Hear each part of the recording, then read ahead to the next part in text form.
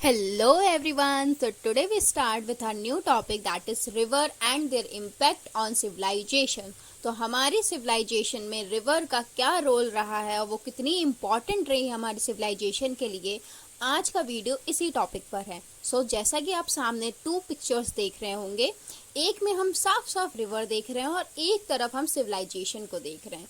तो आज के इस वीडियो में हमें 3 चीज़ों पर मेनली फोकस करना है, 2 चीज़ों पर। That is first, relationship between the river and civilisation. तो रिवर और सिविलाइजेशन का आपस में क्या रिलेशन था, इन दोनों ने एक साथ दोस्ती करके हम कह सकते हैं कि डेवलपमेंट को कैसे आगे बढ़ाया।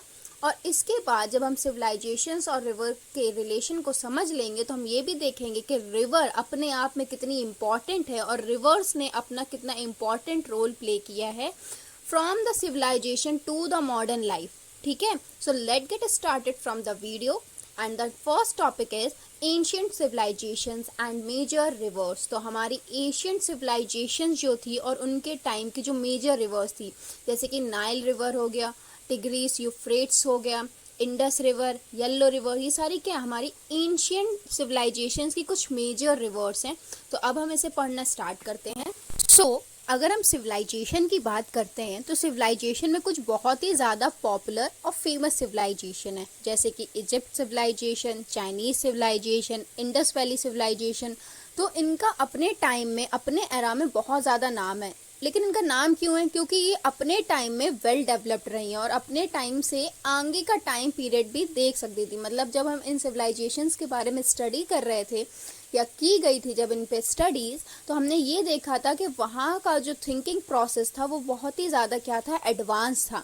लेकिन जब हमने ये देखा कि ये सिविलाइजेशन इतना एडवांस रोल प्ले कैसे कर पा रही हैं, तो इसके पीछे जो बहुत ही ज़्यादा इम्पॉर्टेंट रोल प्ले कर रहा था वो थी रिवर्स। जैसे कि अगर हम बात करें, पहली रिवर यहाँ पे लिखी हुई है नाइल रिवर। नाइल रिवर ने हेल्प करी थी किसमें? इजिप्ट सिविलाइजेशन में। किस चीज़ में? The lifeline of ancient Egypt supporting agriculture and trade. तो एग्रीकल्चर और ट्रेड को किसने सपोर्ट किया था? नाइल रिवर में। अब बेसिकली अगर देखा जाए तो agriculture and trade are the most important things, ठीक है, जिनकी हेल्प से हम कह सकते हैं कि एक सिविलाइजेशन काफ़ी अच्छे से सर्वाइव और लॉन्ग पीरियड तक में रन कर सकता है। सेम जैसे कि टिग्रीज एंड यूफ्रेट्स रिवर है, ये मेसोपोटामियम के लिए यूज हुआ था, ठीक है, और ये भी बहुत ही जल्दी क्या कर रहा था, डेवलप्ड कर रहा था civilisation with the help of the river. Same for the Indus river, Indus valley civilisation के लिए हो रहा था। और जो हमारी येलो रिवर है that is for Chinese civilisation, क्योंकि चाइनीज सिविलाइजेशन ने भी डेवलपमेंट कैसे किया, एग्रीकल्चर वहाँ पे भी हुआ, ट्रेड हुआ, तो इन सब में हेल्प किसने किया? रिवर ने किया। और इसी येलो रिवर को हम सोरो ऑफ चाइना या हुआंग हो के नाम से भी जानते हैं। अगला जो टॉपिक है that is importance of river in human civilisation. तो ह्यूमन सिविलाइजेशन के लिए रिवर की क्या इम्पोर्टेंस रही है हमेशा से, रिवर्स क्यों इम्पोर्टेंट है, इसको हम समझते हैं। अभी तो सिर्फ हमने ये देखा है कि जो इतनी फेमस या वेल डेवलप्ड सिविलाइजेशन अभी तक हमने पढ़ी है वो इतनी डेवलप्ड हो क्यों पाई हैं, just because of the river. River की प्रेजेंस में उनका 80 to 90% फंक्शन जो है वो डन हो रहा था, राइट। अब हम देखते हैं importance of river in human civilisation. जैसा कि यहाँ पे 4 पॉइंट्स दे रखे हैं। फर्स्ट पॉइंट हमसे कह रहा है कि sources of water for drinking, पीने के पानी के लिए रिवर हेल्प कर रही थी। एग्रीकल्चर एंड इंडस्ट्री यूजेस के लिए हमें क्या हेल्प कर रही है, रिवर हेल्प कर रही है, क्योंकि ये हमारे पास एक सोर्स ऑफ वाटर की तरह फंक्शन कर रही है, राइट। सेकेंड पॉइंट क्या कह रहा है, ट्रांसपोर्टेशन एंड ट्रेड रूट। तो जो हमारा ट्रेड रूट होता था एक जगह से दूसरी जगह जाने के लिए, तो उसके लिए भी कौन हेल्प कर रहा है हमें, रिवर हेल्प कर रही है। Third is fertile soil for agriculture and due to the periodic flooding. तो फर्टाइल सॉइल में भी हेल्प कर रही थी एग्रीकल्चर, और ये ऐसा क्यों कर पा रही थी, क्योंकि पीरियोडिक फ्लडिंग आ रही थी। पीरियोडिक मतलब एक साइकिल, मतलब कुछ टाइम पीरियड के बाद फिर से उस चीज का रिपीट होना, ठीक है। तो 3 पॉइंट्स तो अभी हमने समझ लिए कि एक हमें ड्रिंकिंग वाटर का सोर्स मिल रहा था, एग्रीकल्चर में भी जितना रिक्वायरमेंट होता है वो भी वाटर सोर्स हमें रिवर से मिल रहा है।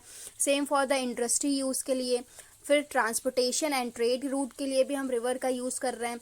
फिर फर्टाइल सॉइल हो गया, सो फर्टाइल सॉइल भी क्या हो रहा था, मतलब पीरियोडिक फ्लडिंग आ रही थी। फिर फ्लडिंग मींस जहाँ पर पानी बहुत ज्यादा भरा हुआ हो एक टाइम पर, right. And the last point says is birth place of ancient civilisation. तो जितनी भी हमारी एंशियंट सिविलाइजेशन थी, जैसे कि हम पॉपुलर वंस ही ले ले, इंडस वैली सिविलाइजेशन, ठीक है, तो इंडस रिवर के पास थी हमारी। मेसोपोटामियम हो गया, टिग्रीज एंड यूफ्रेट्स हो गई हमारी, ठीक है। और इसके अलावा जैसे कि चाइनीज सिविलाइजेशन हो गया, हुआंगहो रिवर। तो जितनी भी हमारी एंशियंट सिविलाइजेशंस थी, उनकी बर्थ प्लेस के पास कोई ना कोई रिवर जरूर प्रेजेंट थी, ठीक है। तो ये तो था हमारा importance of river in human civilisation. तो ह्यूमन सिविलाइजेशन में river agriculture, drinking water, trade, transportation, fertile soil के लिए यूज होती थी। तो अब इसके बाद जो हमारा नेक्स्ट टॉपिक है that is cultural and religious significance of river. तो सो फर्स्ट यहाँ पे गंगा रिवर की बात हो रही है, और जो बताया जा रहा है इंडिया में है, और ये सेक्रेट रिवर है, ठीक है। तो ये हमारी धार्मिक रिवर है हिंदुइज्म की। सेम फॉर जो हमारी जॉर्डन रिवर है, ये हमारे किस रिलीजियस से मैच कर रही है, दैट इज जुदाइज्म, और इसको हिंदी में यहूदी बोलते हैं। तो अगर मैंने इसको रॉन्ग प्रोनाउंस किया तो I am very sorry. And Christianity में जॉर्डन रिवर का यूज है। सेम इसके बाद जो नेक्स्ट है येलो रिवर एंड यंतेज, ये हमारी कहाँ की है, सेंट्रल टू चाइनीज कल्चरल, ठीक है, एंड फोल्कलोर। तो ये क्या है हमारा, चाइनीज सिविलाइजेशंस की कुछ important and religious river, same for Hinduism और Christianity and for the Chinese culture. तो ये कुछ इंपॉर्टेंट रिवर है और उनसे जुड़ी हुई उनकी कुछ मान्यताएं, ये रिवर मतलब रिलीजियस एंड कल्चरल रोल भी प्ले करती हैं।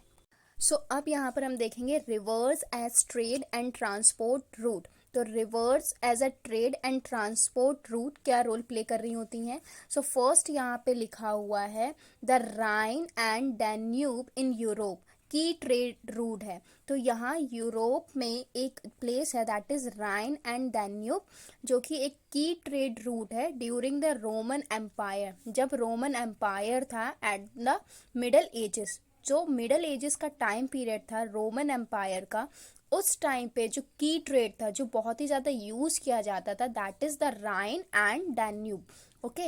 And the second is the Mississippi is the United State major artery for commerce and expansion in the 19th century. तो 19th सेंचुरी के टाइम पर जो हमारी मिसिसिपी रिवर थी, वो बहुत ही ज़्यादा इंपॉर्टेंट रोल प्ले कर रही थी यूनाइटेड नेशंस पे। सो अब हम देखेंगे इकोनॉमिक इम्पैक्ट ऑफ रिवर्स। तो रिवर इकोनॉमिक वे में क्या अपना इम्पैक्ट देती हैं, तो देखो बहुत ही ज़्यादा इंपॉर्टेंट रोल प्ले कर रही होती है इकोनॉमिक वे में, जैसे कि हाइड्रो इलेक्ट्रिक पावर जनरेशन हो गया, irrigation for agriculture, fisheries and aquaculture हो गया, टूरिज्म एंड रिक्रिएशन इंडस्ट्रीज। तो जैसे कि इमेजेस में देख रहे हैं, इरिगेशन दिख रहा है, डैम कंस्ट्रक्शंस दिख रहा है, that is hydro electric power generation को रिप्रेजेंट कर रहा है। सेम फॉर फिशनरीज एंड एक्वाकल्चर, जो हमारी वाटर लाइफ एनिमल्स हो गया, वाटर बॉडीज हो गई, उनसे रिलेटेड, एंड टूरिज्म को भी इंट्रोड्यूस कर रहा है। And the most important is recreation industries, ठीक है। तो ये बहुत ही ज़्यादा इकोनॉमिकल इम्पॉर्टेंस है अपने आप में रिवर का, जो हम सब ही यूज़ कर रहे होते हैं।